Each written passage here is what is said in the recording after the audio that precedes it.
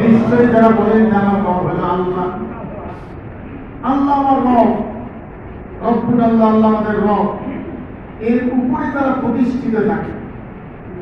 এই কথার উপরে প্রতিষ্ঠিত থাকা এটা বিশাল ব্যাপার। জানের মায়া ত্যাগ করতে হবে, কারণ জীবনের মালিক আল্লাহ। এই জন্য দেখেন আবু জাহেলের অনুসারীরা, এরা যাদেরকে ফাঁসির মধ্যে ঝুলিয়েছিল যে সর্বভৌম ক্ষমতার মালিক আল্লাহ, আমাদের রব আল্লাহ, এদেরকে শেরবারের মতো প্রাণ ভিক্ষা দেওয়ার জন্য কাগজ প্রেসিডেন্ট ছিল, যেটা গেল এর আগে আব্দুল হামিদ প্রেসিডেন্ট। ওর কোরআনকে এই কাগজ পাঠিয়ে দেয়, তুই কি জানের মালিক?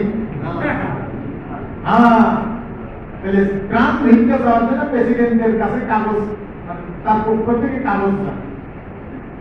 এরা চাই নাই যে প্রাণ ভিক্ষা চাওয়া যাবে না, কারণ প্রাণের মালিক মানুষ না, প্রাণের মালিক হলো আল্লাহ।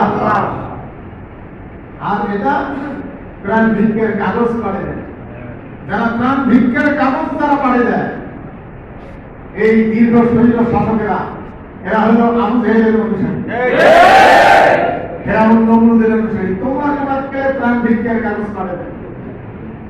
হ্যাঁ, পড়াই বন্যায় দুনিয়া আখিরাতে হিসাব দিতে হবে। সম্মানিত হয়ে গেল এই রব্বুল আল্লাহ, এর উপরে প্রতিষ্ঠিত থাকা। আল্লাহ বলছেন যদি কেউ থাকে তাহলে আল্লাহ তাদের জন্য ফেরেশতা পাঠায় দেন, ফেরেশতাদের পাঠায় দেন, যাও যে তোমরা সুসংবাদ দাও যে তোমরা যেহেতু এর উপরে প্রতিষ্ঠিত আছো, তোমাদের জন্য জান্নাত, সুবহানাল্লাহ, কোনো ভয় নাই, কোনো চিন্তাও নাই। তাহলে এই কথার উপরে প্রতিষ্ঠিত থাকতে গিয়ে কি কারণে প্রতিষ্ঠিত থাকলো? আল্লাহ, শুধু আল্লাহকে স্বীকার করে, আল্লাহকে আল্লাহ বলে আইনদাতার উপরে স্বীকার করে এর উপরে প্রতিষ্ঠিত থাকতে গিয়ে কত প্রকার জুলুম নির্যাতন, বাড়ির থাকা যায় না, বুঝছেন না? দিনাদোষে এক একটা লোকের মামলা, হায় হায়, সেটা তো আপনারা জানেন। আমি সময়ের কারণে ওগুলো বেশি আলোচনায় যাবো না, যেহেতু জানা কথা, বাড়ির থাকা যায় না।